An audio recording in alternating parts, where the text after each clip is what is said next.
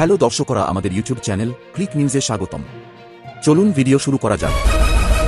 এই মুহূর্তে অশান্ত বাংলাদেশ, ফুটছে সে দেশ। হাতুড়ির ঘায়ে ভাঙা হচ্ছে বঙ্গবন্ধুর মূর্তি। সেনাশাসনের অধীনে বাংলাদেশ। উদ্ভূত পরিস্থিতিতে অনিশ্চিত হয়ে পড়েছে মহিলাদের টি-20 বিশ্বকাপ। ৩ অক্টোবর থেকে শুরু হওয়ার কথা মহিলাদের টি-20 বিশ্বকাপ, চলবে ২০ অক্টোবর পর্যন্ত।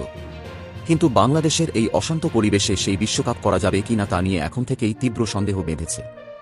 কলম্বোয় ১৯ থেকে ২২ জুলাই ছিল আইসিসির বার্ষিক সাধারণ সভা। সেই সভা শেষে আইসিসির এক সূত্র ক্রিকেট সংক্রান্ত এক ওয়েবসাইটকে বলেছেন, আমরা পরিস্থিতির উপর নজর রাখছি। টুর্নামেন্ট শুরু হতে এখনও বেশ কিছুটা সময় বাকি।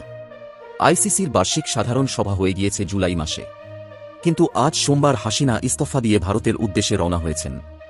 প্রশ্ন হল, অক্টোবরের মধ্যে কি শান্ত হবে বাংলাদেশ? বিচার ব্যবস্থা, আইন পদ্ধতি নিয়ন্ত্রণে আসবে কি? সরকারি চাকরিতে কোটা সংস্কার আন্দোলন ঘিরে বিক্ষোভ ও সংঘর্ষে উত্তাল হয়ে উঠেছিল বাংলাদেশ। ১০ দলের এই টুর্নামেন্টের ম্যাচগুলো হওয়ার কথা সিলেট ও ঢাকায়, কিন্তু আজ সোমবারের পরে পরিস্থিতি যেদিকে চলে গেল তাতে মহিলাদের টি-20 বিশ্বকাপ আয়োজন ঘিরে অনিশ্চয়তা তৈরি হল। বিশ্বকাপের ভেন্যু বদলে যেতে পারে কিনা তা দেখার অপেক্ষায় ক্রিকেট প্রেমীরা। তো দর্শকরা, এই ছিল এখনকার নিউজ। ভিডিওটি ভালো লাগলে লাইক, কমেন্ট ও শেয়ার করে দেবেন, এবং সমস্ত ধরনের ক্রিকেট সংক্রান্ত ভিডিওর জন্য চ্যানেলটি সাবস্ক্রাইব করে দিন ও নতুন ভিডিওর নোটিফিকেশন পাওয়ার জন্য বেল আইকনটি প্রেস করে দিন। ধন্যবাদ।